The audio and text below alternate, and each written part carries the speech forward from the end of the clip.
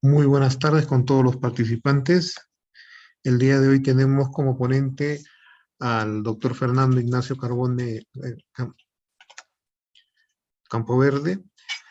Los saludamos desde la red de salud Abancay, Dirección Regional de Salud Apurímac del Ministerio de Salud, y los invitamos a participar del tema Futuro de la atención primaria después de la experiencia vivida por la pandemia por COVID-19, a cargo del doctor Fernando Ignacio Campoverde, exministro de Salud, magíster en gestión de centros y servicios de salud, invitado por la red de salud Abancay, Dirección Regional de Salud Apurímac del Ministerio de Salud. Muy buenas tardes, doctor Fernando. Muy buenas tardes a todos los compañeros del sector, eh, en particular de la red Abancay y de la Direza Apurímac, pero también a otros que se nos están uniendo desde otros espacios y jurisdicciones del país. Eh, Efectivamente, hay que ir avanzando en algo que va a ser un futuro en un plazo entre corto y mediano. Pero eso sí, hay que mirarlo con prudencia. La pandemia, que sigue siendo una incógnita, fíjense que estaba supuestamente controlada en todo China y en Hong Kong, se ha desatado nuevamente con una intensidad más grande que las olas previas y que en algunos otros sitios está mostrando en el marco de la cepa Omicron un volver a aumentar, nos llama a ser prudentes, a pensar en tres posibles escenarios estratégicos. Y cuando me refiero a ellos, a escenarios, si quieren ustedes el más optimista, bueno, se controla y tal como pasó con la gripe española, no deja después una situación de endemicidad. Eso sería muy optimista. El escenario más probable es que se vaya a una endemicidad que implique que a ciertos grupos de la población habrá que seguirlos protegiendo con nuevas aplicaciones, con una periodicidad que tampoco conocemos en este año. Ciertamente hay mucha incertidumbre todavía en el ambiente sobre todos estos detalles. Hay detalles que no podemos conocer ni afirmar en este momento. Pero el escenario más pesimista, que siempre hay que tenerlo, los escenarios siempre deben tener estos tres niveles, ¿no? Lo más probable que suceda, lo mejor que podría suceder y lo peor que nos podría ocurrir. Es prudente hacer eso y estar preparado, evidentemente, para el peor escenario y activar los mecanismos de respuesta, teniéndolos previamente, a no haberlo hecho y volverse a sorprender. Y efectivamente, el peor escenario sería una reactivación muy fuerte, la aparición de una nueva cepa más agresiva, más que se extienda más fácilmente que lo que esté pasando ahora. Hay muchas variables que tampoco controlamos ahí, pero no podemos dejar de pensar en todos los demás aspectos que afectan la salud de nuestro país, de nuestra población y a los que tenemos que responder como profesionales de la salud. Y esa respuesta viene desde la atención primaria, que de alguna manera ha sido reiterado en Astana, como lo vamos a ver, que debe ser el futuro de cambio y transformación de la salud en el mundo.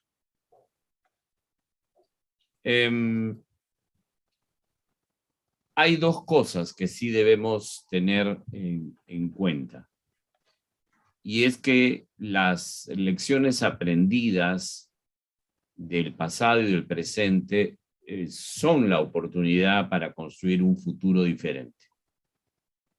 Hay lecciones del pasado, hay lecciones de la pandemia que hasta hoy estamos viviendo, en la que todavía estamos inmersos, y esas son las lecciones que tenemos que considerar para construir un futuro diferente.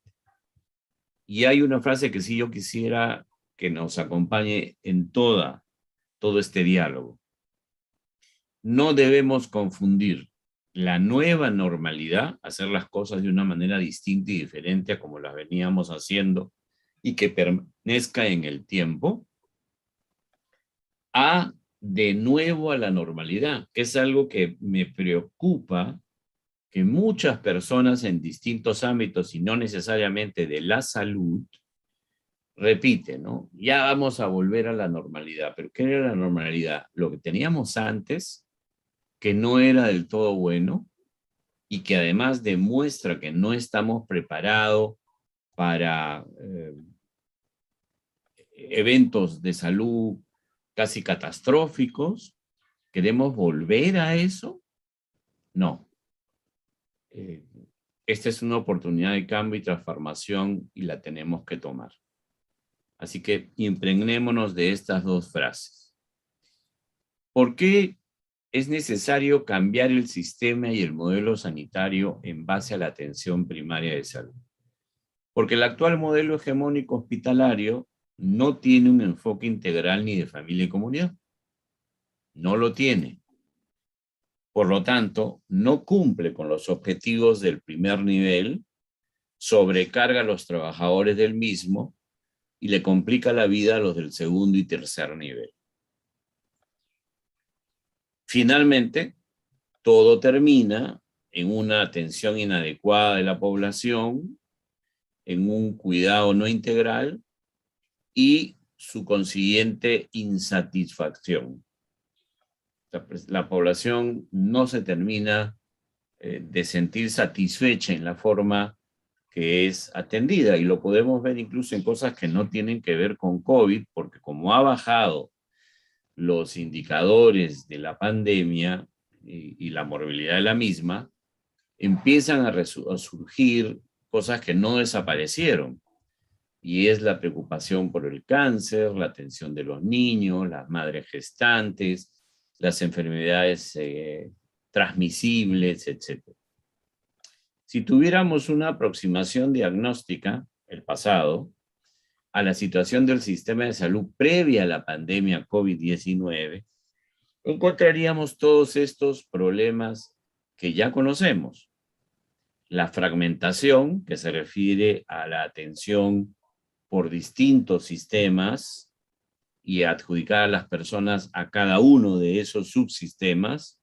La segmentación, que se refiere al financiamiento de la atención de las personas, a un financiamiento que además es insuficiente, a propuestas de soluciones con visión de muy corto plazo, casi con visiones de gobierno o de gestión, a la falta de una planificación estratégica, a una marcada resistencia al cambio de los prestadores de salud, que se une a los altos niveles de brechas de profesionales de la salud, la falta del abordaje de los determinantes sociales y una desarticulación entre plan, proyecto, presupuesto, ejecución, que hace que seamos ineficientes en el gasto público.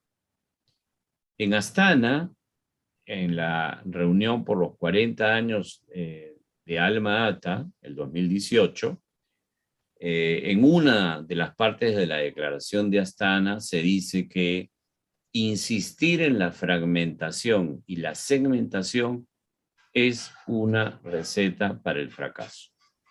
No podemos regresar a la normalidad anterior. Y existe un marcado desbalance entre lo que se invierte en las IPRES ambulatorias, que son las del primer nivel, a lo que se invierte, pesa más, se inclina la balanza, en las IPRES hospitalarias. Y esto genera todo un problema. al no actuar sobre los determinantes sociales, actuamos casi permanentemente o con mucha frecuencia sobre la enfermedad y los daños.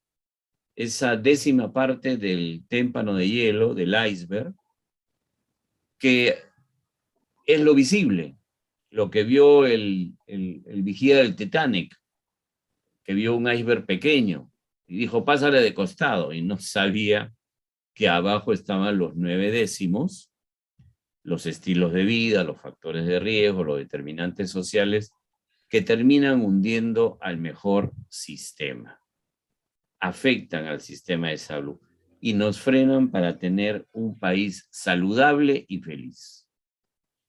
Esa inclinación de la balanza por lo hospitalario es algo que está confirmado.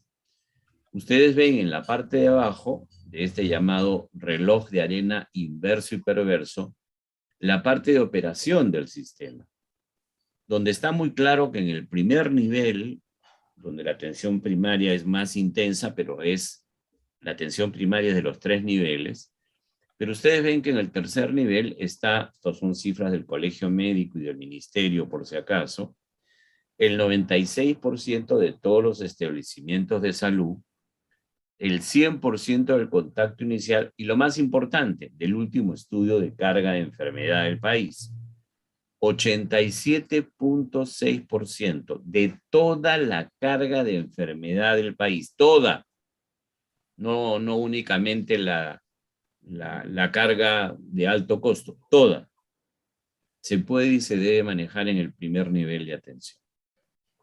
Sin embargo, vean ustedes la otra parte de reloj de arena, la de arriba del financiamiento. El financiamiento se va en el tercer nivel, algo en el segundo, y en el primer nivel, como me decía un viceministro, con suerte, el 10 al 12%. Con eso no vamos a ningún lado. Lección aprendida. Finalmente, un tema también muy grave es un desentendimiento entre quienes forman a los recursos humanos en salud y quienes gestionan los servicios de salud y población. Es decir, hay un desentendimiento entre instituciones formadoras y instituciones prestadoras de los cuidados, y eso termina mal. Como lo dijeron 4 directores de redes alrededor de hace 6 o 7 años, mucho antes de la pandemia, a 37 directores de escuelas de distintas profesiones, en el sentido de que el personal no viene humanizado, no sabe trabajar en equipo, no sabe atención primaria, no sabe hacer prevención y promoción, no trabaja determinantes sociales. Y la frase más brutal fue, ustedes están formando personal que a nosotros no nos sirve. Así, yo creo que tenían razón y no estoy seguro del todo cuánto hemos logrado que esto vaya cambiando, incluyendo el esfuerzo que ha hecho el Ministerio de Salud de nuevos perfiles de distintos profesionales para que encajen en la necesidad del primer nivel. Con todo ese antecedente nos cae la pandemia. Una pandemia que va por delante de los demás problemas de salud del país, porque no es que el dengue nos haya dicho chepa, o la tuberculosis te doy un tiempito, o el cáncer no te preocupes por ahora de mí, y las demás transmisibles, y los infartos, y los accidentes, y los problemas maternos, han seguido. Es más, probablemente cuando tengamos ya posibilidades de hacer estudios de aproximación, pueden haberse agravado por la dificultad del cierre de los hospitales a lo que no sea COVID durante cierto tiempo. El ataque a los hospitales fue muy certero. ¿Y dónde se peleó? ¿Y dónde se pelea todavía el día de hoy? En el primer nivel. Postas, centros, policlínicos, en todos ellos ha habido una lucha denodada, hubo un error cuando empezó el problema de decirles que que sálvese quien pueda, que cierren, pero yo le agradezco al primer nivel que con sus recursos, con los que les faltan y gestionan para conseguirlos, no cerraron en su mayoría y siguieron atendiendo, al punto que hoy recordamos el inicio del problema de la pandemia. El primer personal de salud, el primero de esos 599 médicos que fallecieron, fue un médico de primer nivel que estaba ya jubilado, que ya no tenía obligación de ir, pero que sintió que tenía un deber que cumplir al estilo de Daniel Alcides, al mejor estilo de Daniel Alcides Carrión, y fue y se infectó y no logró salir adelante. Entonces esa pandemia nos marca respecto a las lecciones aprendidas. ¿Y cuál es la clave para transformar la salud? Primero se dijo en Alma Ata en el 78, la atención primaria de salud.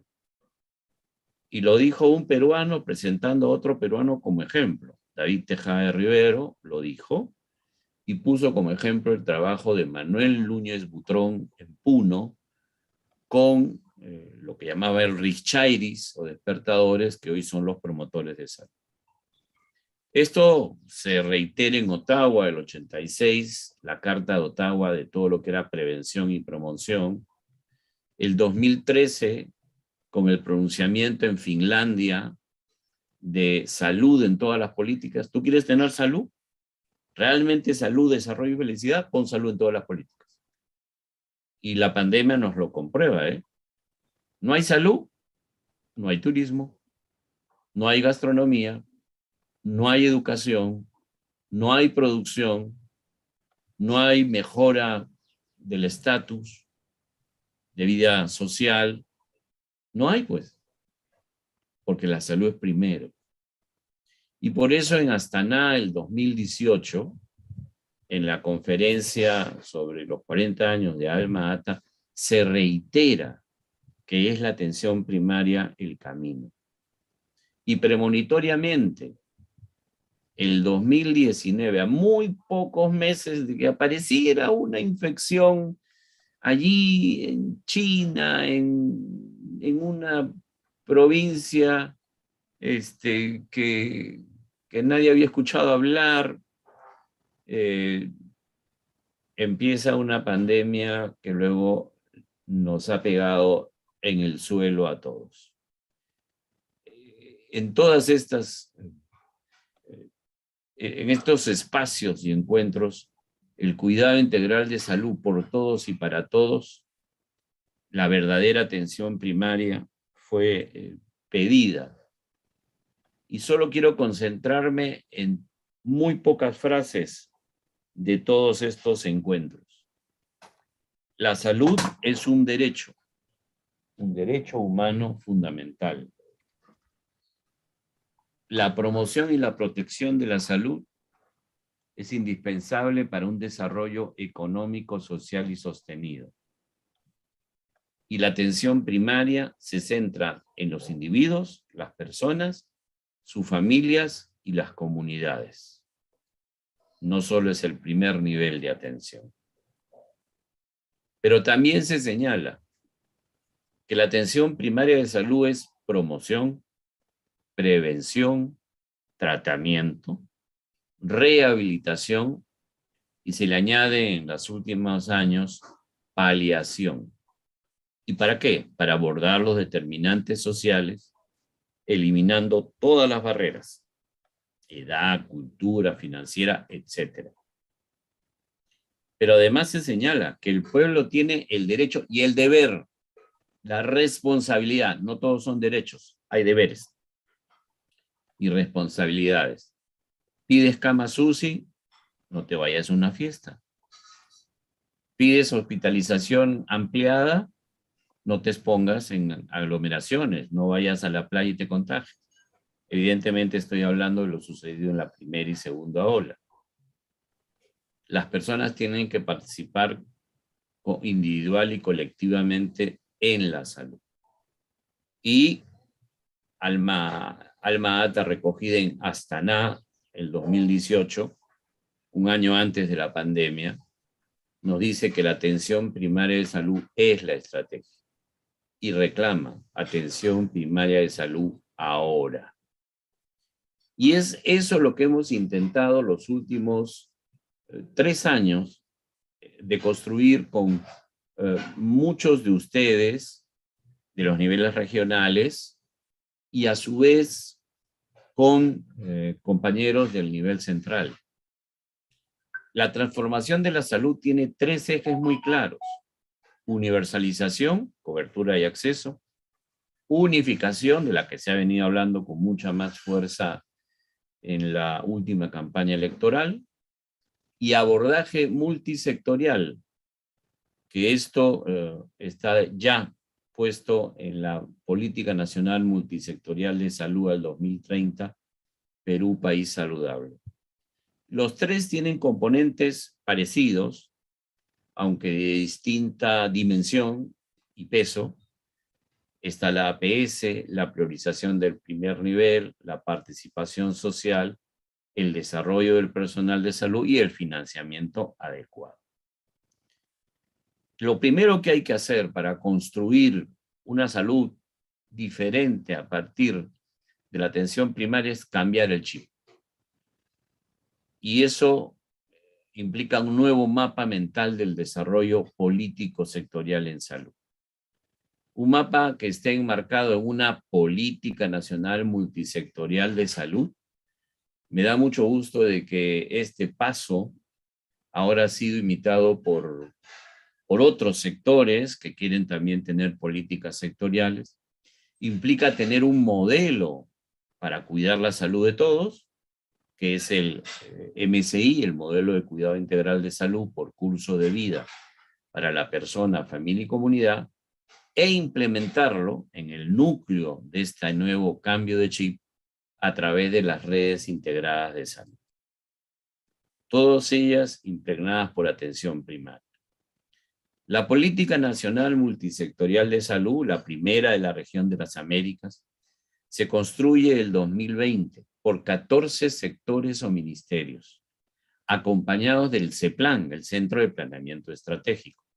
Pero, y aquí está lo importante, los consejos nacionales, el Consejo Nacional de Salud, y los consejos regionales de salud también participaron de esta construcción.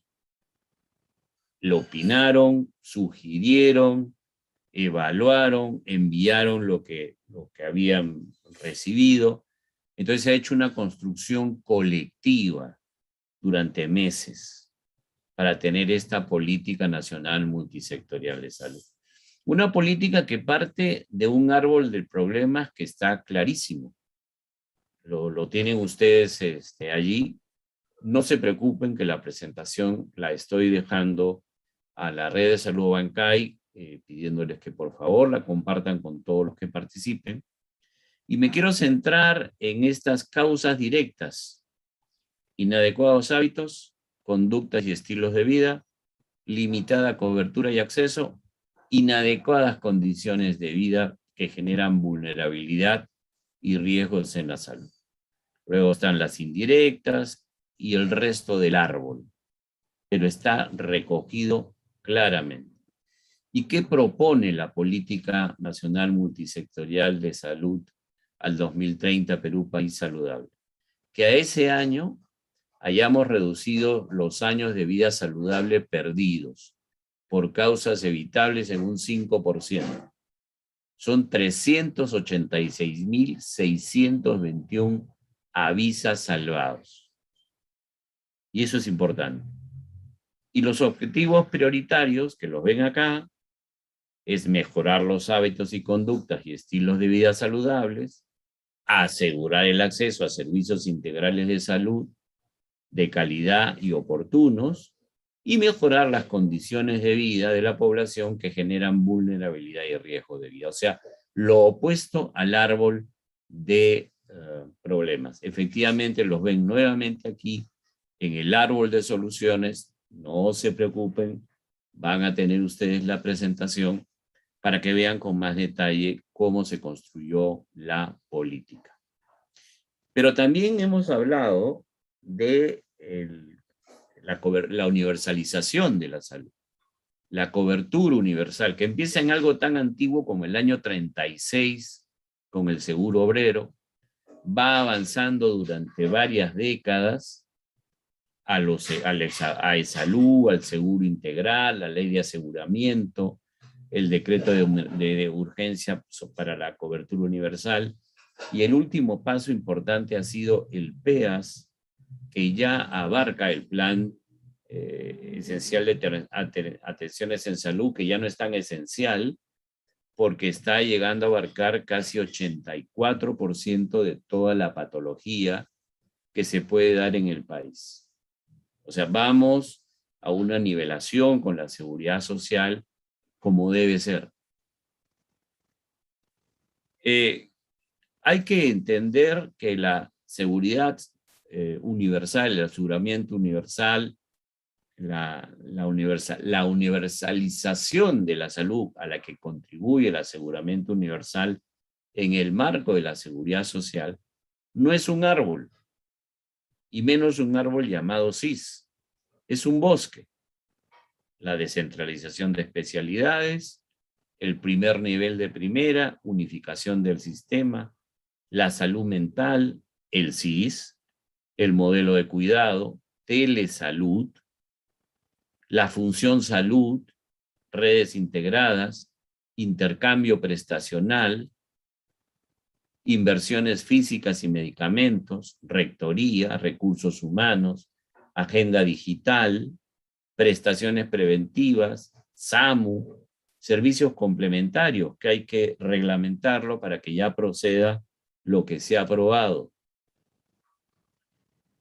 Y hay que mirar esa atención primaria de forma transversal, que es sostenida por toda esta construcción progresiva y simultánea. Y no ha sido nada fácil, ¿eh?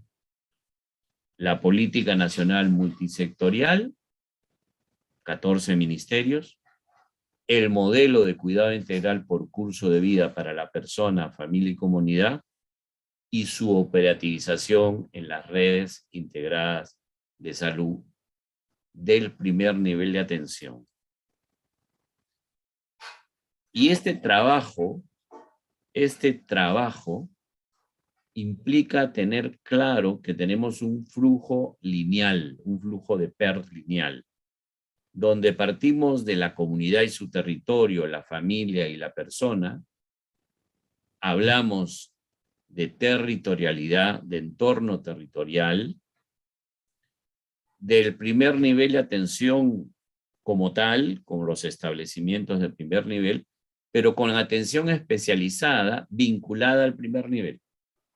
Una de las propuestas trabajadas es el paso de toda la consulta especializada no quirúrgica al primer nivel de atención, de manera imaginativa, creativa e innovadora. Y evidentemente está la gestión y la gobernanza, que son diferentes. Esto es hacer que funcione, esto es liderar. Gobernanza es liderar. Y eso no se otorga por norma, eso se lo gana a uno. Y siempre el equipo articulador de todo esto en el primer nivel de atención. Y el primer nivel de atención, miren cómo vamos descendiendo de lo macro y nos vamos llegando a lo del territorio, al trabajo en el territorio, es la operación de los establecimientos de salud a través del MCI y por las RIS en una organización de los establecimientos que debe contemplar todos estos temas que ustedes conocen y que trabaje con triaje y teleconsulta. La telesalud ha llegado para quedarse y hay un tremendo reto, porque al no haber presencialidad, nuestra capacidad diagnóstica por escuchar o por usar telemodems para algunas constantes, algunos exámenes no invasivos, etcétera, tiene que afinarse mucho. Y saber hacer un triaje no COVID, cuando es necesario, para las muchas otras patologías que afectan la salud de las personas. E incluso llegar, ojalá que no sea pronto la siguiente pandemia o brote epidémico, a tener la capacidad de separar establecimientos o ambientes en un mismo establecimiento en estas tres modalidades posibles, en el territorio, en una misma locación o dentro de un establecimiento, evidentemente los más grandes, para de alguna manera poder manejar futuras pandemias, aislándolas del resto de problemas de salud y sin dejar de atender los mismos. Este, estimados compañeros, es un proceso largo. Un proceso largo por lo menos de 10 años. Tal vez la pandemia lo ha prolongado más. Y eso significa 3 gobiernos. Uno que ya terminó, uno que está empezando y uno que tendrá en curso mucho más adelante. Es decir, hay un proceso. Hoy estamos recién aquí, en esta fase de implementación sectorial de la política, la unificación del sistema, la universalización, el modelo de cuidado, la rectoría, las redes integradas, culminar alguna modificación normativa, la agenda digital al 2025 para unificar la información de salud y el tema más importante, el financiamiento sostenible en salud hasta llegar a no menos del 6.5% del PBI. Si eso sucede, aquí hay un pequeño sueño que con un poco de atrevimiento les comparto. Este podría ser el estado del sistema de salud unificado del Perú el 2030. La política, arriba, el techo que nos protege. Las columnas, todo el tema de gobernanza, todo el tema de propiedad, todo el tema de persona y cultura. Los cimientos, derecho a la salud, cobertura universal, calidad, calidez, humanización, eficiencia, eficacia y productividad. Y dentro, todos los componentes mejorados del cuidado integral de la salud. ¿Es un sueño? Sí. Convirtamos el sueño en realidad. Y seguramente, durante esta construcción, mejoremos la propuesta de un estado ecosistémico unificado de la salud en el Perú. No quiero dejar de mencionar que como lecciones aprendidas también hay experiencias peruanas muy buenas. Por supuesto que hay experiencias en el exterior, en España, en Inglaterra, en Uruguay, en Francia, en Israel, en Chile, con los que hemos estado tratando de intercambiar opiniones y lecciones aprendidas. Pero miren a Huancavelica, esa Huancavelica que sigue peleando por salir de la pobreza y de la falta de una presencia de Estado, de la exclusión. Esta experiencia huancabelicana se basa en la atención personalizada de la familia, de las personas individuales, preferenciando a los niños, a las mujeres, con un cuidado integral, sumando a la medicina tradicional, porque suman, no solamente con productos que pueden recogerse en el campo o tenerse en el propio biohuerto o fitotoldo, y que se dan en conjunto, con mucha libertad, sin obligar a nadie a trabajar en manera conjunta en los establecimientos de salud de primer nivel, preferentemente. Y que además ha recuperado un instrumento muy interesante, el quipu. Esta experiencia huancabelicana usa el quipu para graficar los casos atendidos por los terapeutas tradicionales. Y es más, lo han compartido con sus colegas mayas populares de Guatemala. En algunos establecimientos de salud, porque así lo consideran posible, hay un directorio de agentes de medicina tradicional, un directorio de síndromes culturales, etc. Pero en algunos sitios hay una implementación de la psicoprofilaxis, ya que toda mujer tiene derecho a eso, no tiene por qué ser solo para las mujeres urbanas, de la adaptación cultural de los espacios, de la generación de casas de espera, que a su vez son lugares para aprender cómo tener un hogar saludable, de el parto vertical más moderno con una camilla electrónica, que existen muy pocas en el Perú, para ser exacto en Huancavelica y en una clínica privada en Lima. La diferencia es que por acá cobran $1.500 por un parto en esta camilla, la de color celeste de la foto del medio. En Chulcampe es gratis y en Tayacaja también. Este parto vertical, donde lo que se busca es el confort, la comodidad de la gestante, el acortamiento natural del expulsivo, la disminución de las episiotomías, y que ha sido producto de una negociación entre mis compañeros de salud de la región y terapeutas tradicionales, pobladores, etc. La participación social es de todos. La participación de los alumnos de las escuelas, de los padres de familia, de las mujeres, de los trabajadores de la UGEL, de los periodistas radiales. La participación es importantísima. Y lo más importante es la formación. Formación no solo a través, por ejemplo, del Profan, que es un buen programa del Ministerio de Salud, sino que a veces, usando el Profan, la región puede hacer su propio programa de manera práctica, más fluido, como lo ven acá.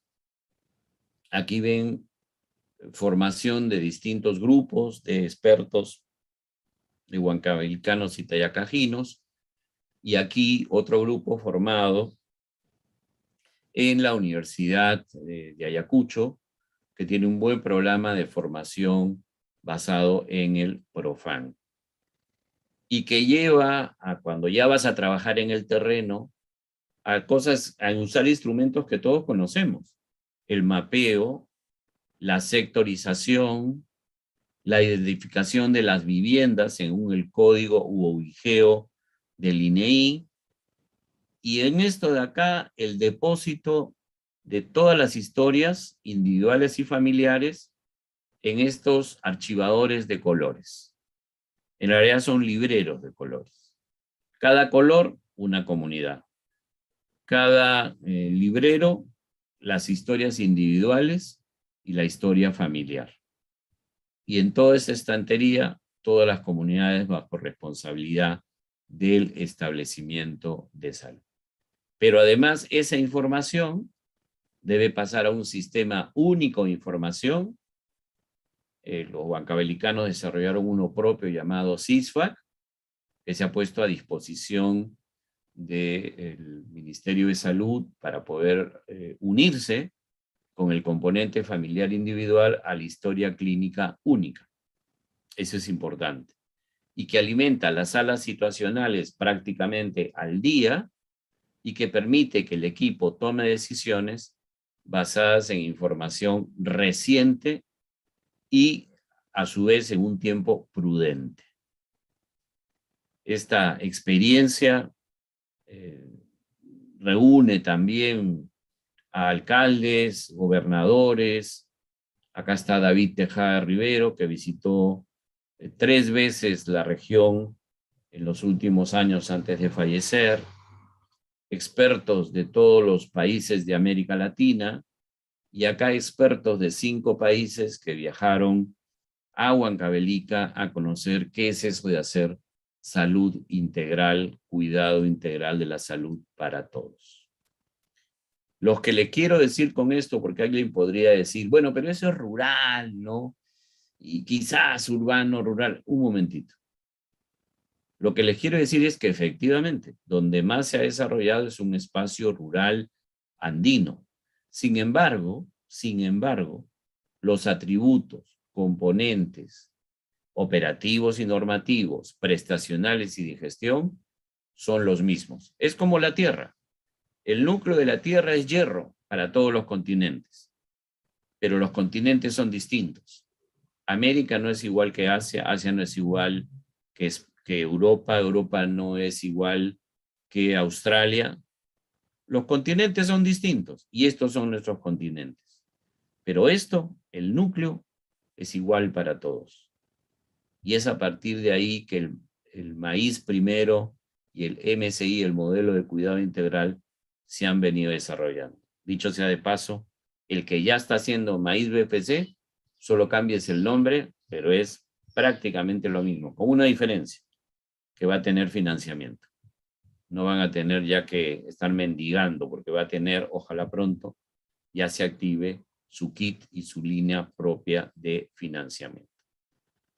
Esta experiencia, que no es la única porque hay otras regiones del Perú que también están avanzando como establecimientos o como redes en esto, ha sido objeto de eventos internacionales como el que estamos viendo, donde vinieron representaciones de 4 países. Hay un documento que lo presenté al principio y lo volveré a presentar al final, donde reúne cómo desarrollaron todo el proceso durante 9 años en Huancavelica. Se los recomiendo, es muy ameno, muy sencillo, y se llama Cuidado Integral de la Salud por Todos y para Todos en los Andes del Perú.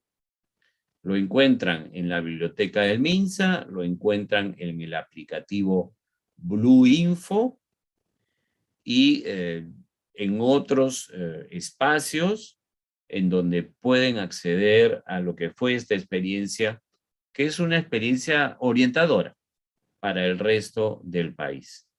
Y solo quiero señalar, por terminar ya, que esta experiencia ha sido muy reconocida. El primer lugar de concurso de buenas prácticas de la OPS le ganó a 121 experiencias de 22 países. En segundo lugar, recibió el premio Carlos Slim de la Salud a la experiencia de atención primaria del 2014 en México.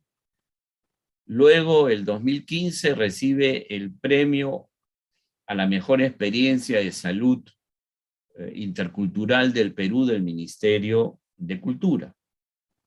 El 2016 recibe el premio Sasakawa de la Organización Mundial de Salud a la mejor experiencia de atención primaria del mundo. Y finalmente, el 2018, ya poco antes de la pandemia, fue finalista del Premio de Naciones Unidas al Servicio Público.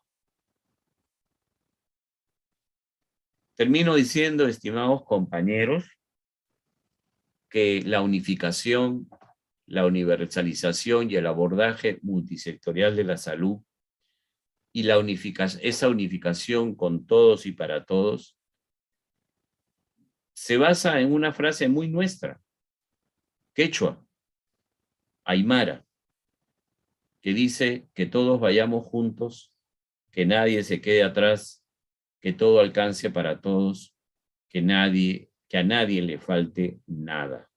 Esto está en la Comuna Andina de Naciones, aquí en la ciudad de Lima. Este es David Tejada Rivero, caminando en Pajay, 3.600 metros, sin oxígeno, y señalándonos en aquella ocasión que por primera vez veía a Almat en acción y que lo emocionaba que fuera en su país. Por eso esta frase, Ministerio de Salud, personas que cuidamos personas. Muchas gracias, y si hubiera preguntas, perdón, encantado de responderles.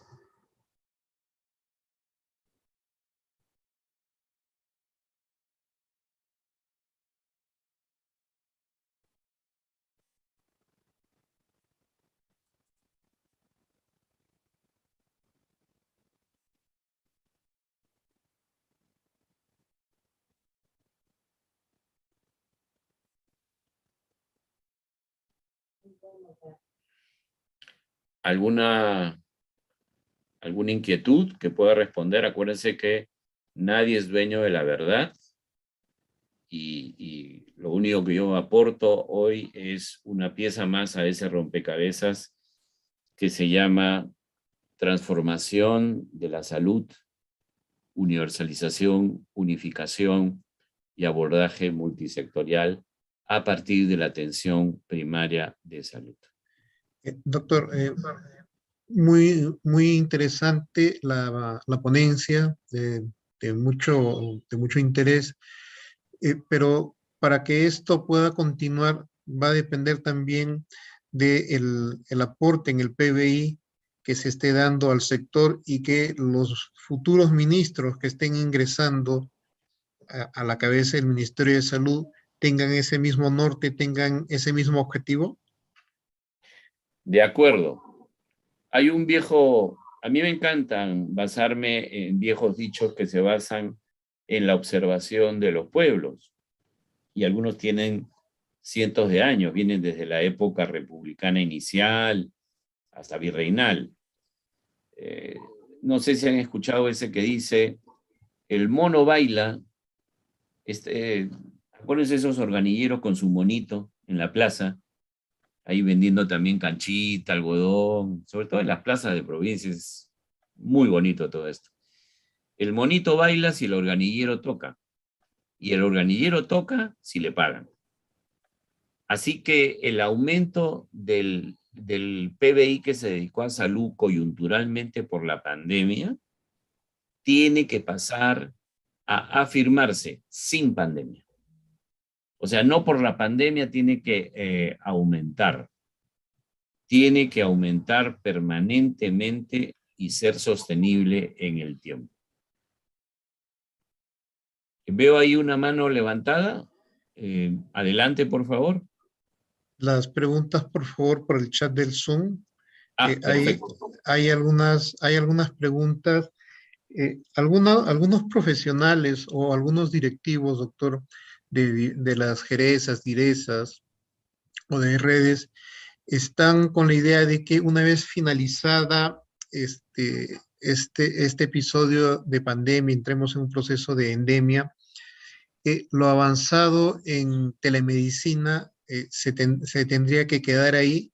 No, según ellos, no habría ya esa necesidad de poder interactuar en forma rápida como se está haciendo en estos momentos, encontrando a especialistas y subespecialistas en las diferentes regiones para poder hacer el diagnóstico conciso de un paciente. A ver, fíjense lo importante.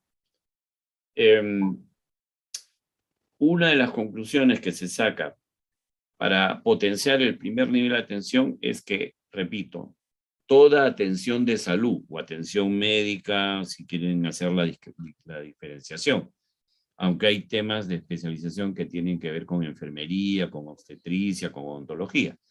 Toda atención de salud no quirúrgica debe pasar al primer nivel, para que no pase lo que nos ha pasado ahora. Acuérdense lo que pasó con la primera e incluso la segunda ola. Los hospitales solo dedicados a COVID o minimizados para lo no COVID, y el resultado es que se dejó de atender una inmensa cantidad de problemas y de patologías, etc. Entonces, hay que pasar todo eso al primer nivel. Y yo he dicho, de manera ingeniosa, innovadora, audaz. ¿Qué significa? Presencialmente, donde se pueda. Donde se pueda presenciar con rotación, con días especializados por el tipo de problema de salud, por el tipo de profesional. Pero no todo el país tiene esa posibilidad. Es más, sale usted de la capital de las regiones, y no de todas, y probablemente no sea posible lo presencial. Va a tener que ser lo virtual. Y en lo virtual hay que hacer dos cosas a la atención especializada: afinar la capacidad diagnóstica a través de la escucha, de la historia clínica, pero dotar a los establecimientos de primer nivel de sistemas MODEM, intermodales. Por ejemplo, electrocardiografía, ecografía, exámenes de laboratorio, estando en laboratorio, fácil, los tomas y los transmites. Es decir, no teniendo la posibilidad, tal vez del examen físico con mucho cuidado y mucho pudor, hay que tener mucho cuidado con eso, pero en la esencia de la salud nosotros necesitamos ver, examinar, palpar, tocar, y ciertamente en lo virtual eso no es posible. Entonces hay que afinar nuestra capacidad diagnóstica. Y esto es una llamada de atención a todas las entidades formadoras de personal de salud. Las habilidades del personal de salud, esa capacidad diagnóstica que antaño eran, por ejemplo, muy potenciadas por lo que se conoce como la escuela francesa. Por eso están las frases: la empatía con el paciente hace el diagnóstico. La empatía con el paciente hace el diagnóstico. Y el buen examen clínico y la buena historia clínica hace la curación, son totalmente ciertas. Por lo tanto, tenemos que descentralizar. Donde pueda ser presencial, porque roto en una misma zona, en distintos establecimientos, porque tengo brigadas de especialistas que visitan determinadas regiones que no los tienen. Ya, ok, otra forma ingeniosa. Pero la telemedicina, para temas también de esta naturaleza y de seguimiento, tiene que crecer y mejorar. No es solo puse la pantalla, tengo el módem y hablo, o incluso para hacer junta médica. No, tengo que mejorar los medios a distancia para recoger variables que me permitan una mejor aproximación diagnóstica y de tratamiento. Esto es imprescindible, es parte de la revolución en salud. Doctor, nos preguntan, dado que en el del Ministerio de Salud trabajan personas especializadas en lo que es la implementación de los RIS, eh, ¿por qué no se hacen pilotos a nivel de cada una de las regiones? Miren, está previsto 29, a ver, las RIS en el país son 227 aproximadamente, seguro van a aumentar. Está previsto el apoyo a las 30 primeras, una con el apoyo de la Unión Europea, la Agencia Española de Cooperación y la Agencia Francesa del Desarrollo, y 29 con el programa PECRIS, Programa de Creación de Redes Integradas de Salud, con el apoyo del BID y del Banco Mundial. ¿Por qué no se están implementando todavía? Yo creo que hay que preguntarle a los responsables, a la actual gestión. La actual gestión ya tiene un tiempo. Quisiera pedirle al doctor Napuri que, así como, si puede, por favor, le comparta a los asistentes la presentación que tiene, que le he enviado. El día de hoy, o ayer, perdón, ayer o antes de ayer, le envié a lo que se llama matriz de consistencia. Esa matriz de consistencia reúne en 9 cuadros de ejes temáticos importantes, y les informo que el eje 3 y 4 tienen que ver con el primer nivel de atención. Los otros temas también son importantes.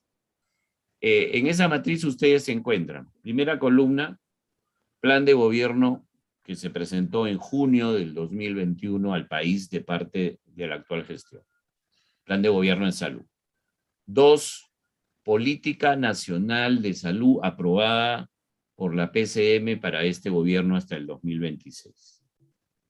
3, discurso del presidente de la República del 28 de julio, y al costado, junto con el discurso de investidura del presidente del Consejo de Ministros, el discurso que lo tomó por igual el presidente hace pocos días para presentarlo ante el Congreso. Luego viene una columna donde está lo único que conocemos de parte de la nueva gestión, que es una presentación del ministro ante la Comisión de Salud y Población del Congreso. Y finalmente 2 columnas muy interesantes. Una que es el del Acuerdo Nacional, que trabajó el documento Consensos por el Perú con la ayuda de la Mesa de Concertación de Lucha contra la Pobreza, que ayudó mucho. Y por último, al final está la columna de avances del sector salud en los últimos 3 años en materia de normativa para permitir todo esto. Entonces yo le agradecería si fuera posible que también le compartiera esto a los participantes, porque ahí van a poder ver linealmente, ¿no? A ver, bueno, ¿qué dice aquí? Y al costado, ¿qué dice? ¿Y es coherente o no es coherente? Yo no emito ningún juicio. Ese es un documento técnico. El juicio lo saca cada uno leyendo y comparando linealmente lo que corresponde. Entonces creo que con eso se pueden dar cuenta un poco. Sí, efectivamente, doctor. Hay un formulario que se les ha solicitado que lo lleguen a completar, y en ese formulario, en uno de los ítems, está el correo que deben colocar el correo de cada uno de los participantes para poder de esa manera hacerles llegar. Doctor, nos dicen que con lo que es la migración de la población, eh, qué tan sostenibles serían las redes integrales de salud para las atenciones tanto en el Seguro Social como en el SIS? Las redes integradas supone que el modelo de cuidado integral de salud por curso de vida para la persona, familia y comunidad opere en cualquier establecimiento para cualquier persona que llegue sin fragmentación y segmentación. Ejemplo, me quemé la mano, ya, voy a la posta que es del MINSA, me atiende, pero en el cuidado integral que me hacen descubren ahí, oye, hay algo raro, escucho algo raro en el pulmón. No, esto hay que verlo en otro nivel. Y te paso al policlínico más cercano, que es de salud. De salud te recibe, te ausculta, encuentra algo raro, te hace una placa, y dice, no, acá hay algo raro, y yo creo que hay que verlo mejor. Entonces te mando a un hospital quizás de nivel regional, donde hay tomógrafo, y es de la policía. No importa, te recibe. Y el hospital que te recibe de la policía dice, esto no me gusta, mejor te mandamos a uno de los institutos de neoplasias del país. Como saben ustedes, ahora hay 4. Entonces te paso al instituto que es del ministerio nuevamente. ¿Qué es lo que estoy explicando? Que la RI significa que el paciente fluye por un tubo y que nos preocupamos de que cualquiera lo atienda. Pero ¿y cómo pagamos esas atenciones que a uno le costó X? Ese es problema nuestro. Eso no es problema del ciudadano o ciudadana que tiene que estar buscando dónde tengo financiamiento para que me atiendan. Eso no es así. Hay mecanismos como las cámaras de intercambio bancarias que nunca cambian dinero en físico, entre bancos o entre agencias. Todo es virtual. Yo te atendí 10 tomografías, tú me has hecho 8 cirugías, y tú me has hecho 30 exámenes de laboratorio, intercambiamos. Entonces, ese es el flujo que hay que tener. En el tema de migración, la historia única va a permitir que donde quiera que estés, tu historia se vaya contigo. Porque hay migraciones temporales y algunas de carácter permanente en el país. Hay poblaciones que tienen migración temporal en función al trabajo que haya en un determinado momento. Entonces tu historia se va contigo. Vienes de Putina en Puno y te has ido a Coribeni en Cusco. No importa, jalo por la web, por internet, jalo tu historia. Porque estás donde estás y yo te tengo que atender donde estés. Eso es lo que se está buscando con la unificación digital. Entonces, es eliminar la fragmentación, eliminar la segmentación y unificar el manejo de la información de salud para atender a la población. Como es en Uruguay, como es en España, como es en Inglaterra. Es más, allí en Europa hasta pasan las historias de un país a otro y se acabó la historia. Bueno, no se acabó la historia clínica, se acabó esta historia de fragmentación y segmentación. Eso es lo que hay que construir y eso es lo que estamos haciendo las distintas instituciones. Y lo que necesita es soporte político, financiero y técnico.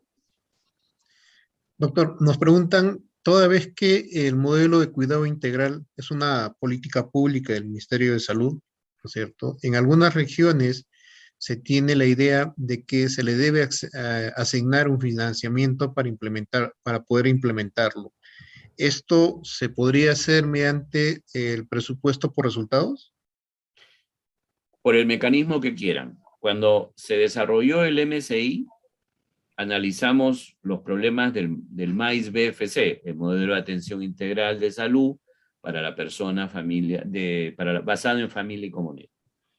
Y uno de los graves problemas del MAIS BFC, con todas las bondades, el esfuerzo que significó, es que no tenía línea presupuestal. Entonces ya seguro que todos los que me están escuchando se acordarán, ¿no? Oye, el programa de lactancia nos podrá prestar 2 galones de gasolina. Oye, tu programa de vacunación, ¿te puedo acompañar ahora que vas a ir a esa zona, a ese establecimiento? O sea, mendigando, con mucho ingenio. No me atrevo a decir de llegando a hacer polladas y todo con tal de hacer esto, pero seguro que pasó. Entonces ahora el MSI está en la fase ya de establecer su kit y su línea presupuestal. Eso hay que sacarlo adelante cuanto antes, porque para eso se ha considerado, para que tenga su línea propia y no esté dependiendo ni mendigando del resto de programas o estrategias. Ahora, si tú me preguntas si una región, independientemente del nivel nacional, lo podría hacer, esa es una buena pregunta, porque a lo mejor puede hacerlo. Como tenemos OPDs y unidades ejecutoras en las regiones, incluso a nivel de redes o establecimientos más raramente, pero más en redes, a lo mejor pueden introducir la línea. Yo creo que eso, la Dirección de Estrategias de Salud Pública, la DIGES, podría informarnos cómo va el tema del financiamiento con línea propia del MSI. Doctor, nos preguntan sobre el problema de rectoría en el Ministerio de Salud, que ya debería haberse dado para los gobiernos regionales y locales. ¿Cuál es el motivo para que esto no se haya implementado? El reglamento de rectoría lo sacamos. Y su artículo 16 es muy claro. Léanlo. La rectoría del MINSA rige toda actividad pública, toda actividad privada, todo gobierno regional, todos los niveles, para todo. Pero más importante que eso es, me parece, el ítem 16.2, que dice que es vinculante. Las políticas, las normas, las directivas técnicas que emite el Ministerio de Salud son vinculantes, entiéndase, obligatorios para todo el sector, para todo. No son opcionales, no es buena voluntad. Es vinculante. Segundo, el reglamento de infracción y sanciones a la rectoría, no sé por qué sigue detenido en la alta dirección, yo creo que deberían ustedes preguntar, pero ese reglamento, lamentablemente, es un poco triste tener que llegar a eso, pero a veces no hay más remedio, pues. No cumples, sanción. Y es fuerte, porque hasta donde lo dejé, con la redacción del caso, implicaba también la muerte civil por varios años de quien desacatara una norma, una política, una directiva técnica, un programa, etcétera, etcétera, con carácter vinculante emitido por el órgano rector. Ahora, rectoría es gobernanza, y gobernanza no es por norma. La gobernanza te la ganas, porque implica confianza. Implica confianza, o sea, tienes que ganarte la confianza y el respeto de la gente. Si tú no te agarras el respeto de la gente ni la confianza, eso para mí fue esencial cuando tuve la responsabilidad, mira, se ríen de ti. Se ríen de ti. Entonces tienes que, de alguna manera, ganarte la confianza de la gente, ¿no? Tienes que, de alguna manera, tener muy claro eso, ¿no?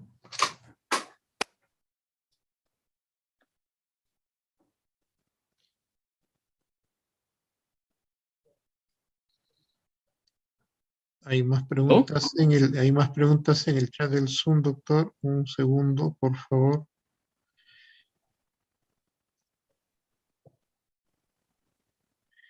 Dicen, si la rectoría es gobernanza, eso significa decisiones para poder priorizar lo que es el financiamiento que se esté obteniendo. Totalmente.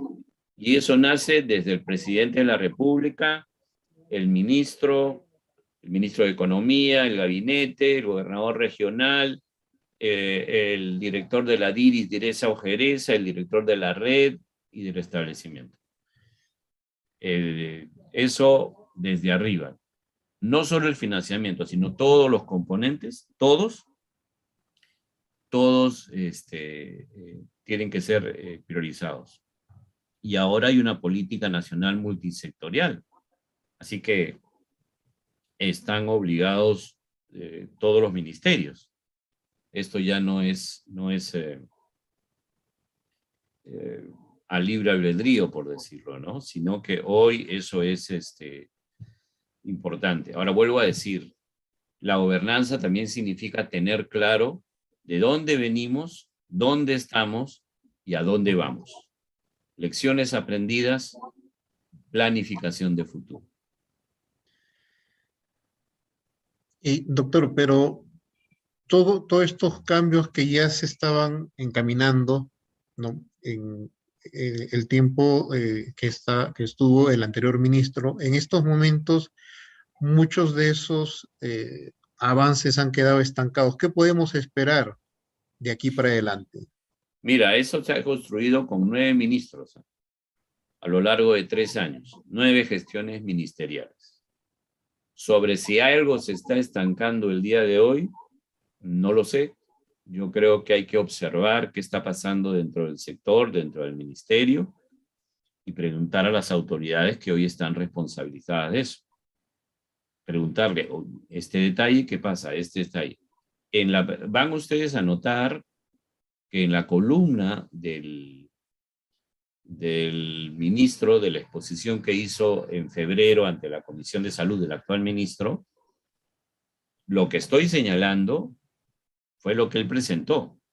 Él se quedó comprometido, porque presentó la política, presentó el modelo, presentó la RIS, presentó el primer nivel. Yo supongo que si uno presenta algo y se compromete con algo ante la Comisión de Salud y Población del Congreso, es porque lo está apoyando.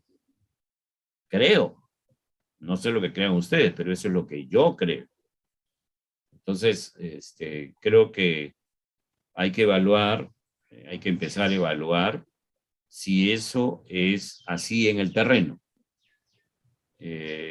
Hay que mirar los hechos para saber qué está sucediendo en el terreno, qué está pasando en los establecimientos, en las redes, en las direzas, en las jerezas y en las diris. ¿Qué es lo que se está planteando allí? Doctor, desde el momento en que se comenzó a repotenciar lo que son el primer nivel de atención desde el Ministerio de Salud, ¿hubo algún tipo de compromiso también de los gobiernos regionales para poder continuar con ese repotenciamiento a nivel de el primer nivel de atención? Miren una cosa, el PCRIS son 1.350 millones. Parece mucho, pero no lo es. Y solo alcanza para 29. Los más afortunados son los de, no voy a mencionar qué red es, la red 30, que está siendo apoyada, vuelvo a decir, por Unión Europea, Agencia Española y Agencia Francesa, tiene más. Esa tiene casi 28 millones de soles. Bueno, a quien Dios se lo dio, San Pedro se la bendiga. Pero yo les he dicho que son 227 RIS. Y eso es responsabilidad del Estado peruano. El Estado es responsable de la salud. Esa sí debería ser una modificación constitucional. El Estado no es promotor de la salud. El Estado es responsable de la salud.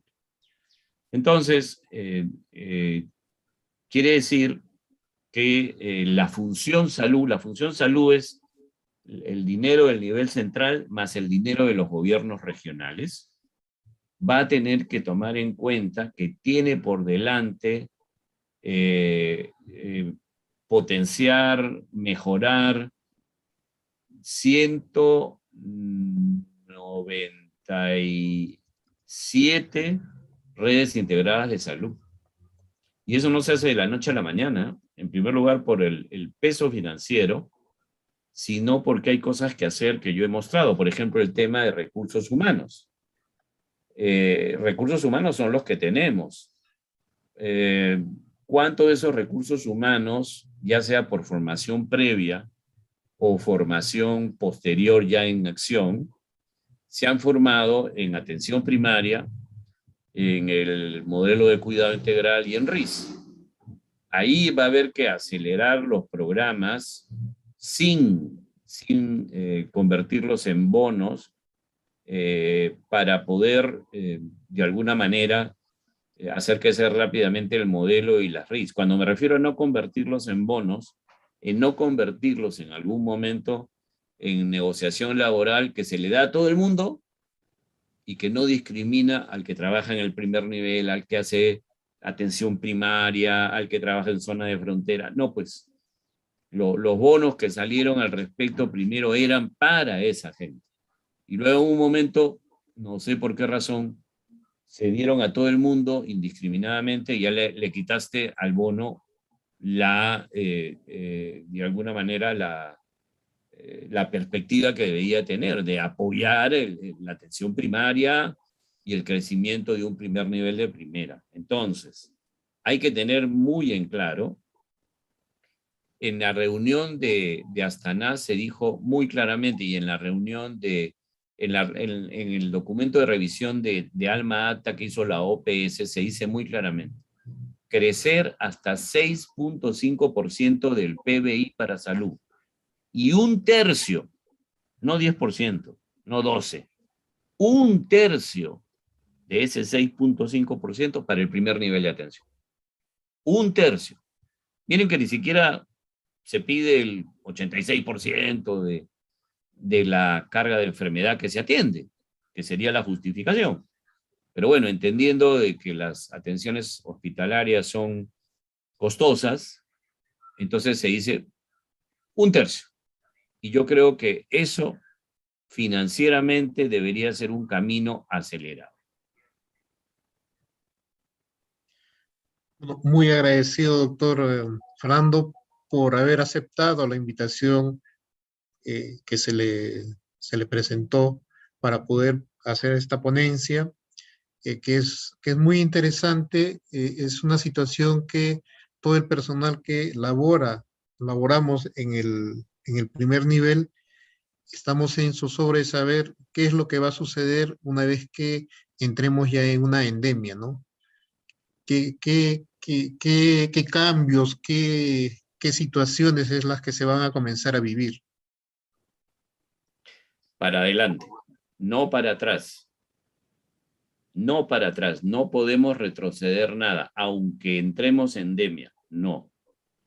Y permíteme saludar, veo aquí la presencia de distintas instancias del MINSA, estoy viendo la mesa de concertación de lucha contra la pobreza, está la OPS, está el convenio Hipólito Unanue, el convenio andino de salud, y seguramente que hay otras instituciones más.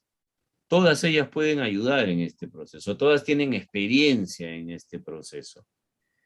Y si se va a convocar al acuerdo nacional que hizo suyo en consenso por el Perú el tema de la unificación del sistema, yo creo que todas estas instituciones pueden apoyar muy fuertemente en un mismo rumbo, que no retrocedemos. Tenemos que seguir adelante, como si fuera la pandemia en su peor momento. Si se vuelve endémica, le daremos gracias a Taita Dios, Doc- pero no podemos retroceder. Tenemos que ir a una salud totalmente diferente en este siglo XXI. Y muchas gracias a ustedes por la invitación. Doctor, hay una última pregunta. Nos dicen que Adelante. el modelo de cuidado integral tiene funcionalidad en el terreno del MINSA. Se deberían reestructurar lo que son las estrategias, etapas de vida en un marco integral, ya que al momento se está trabajando en forma muy fragmentada. Sí, hay que hacer una revolución interna y externa. En primer lugar, ha terminado el primer curso del MSI. Creo que se dictó alrededor de 350 personas en todo el país. Me da mucho gusto.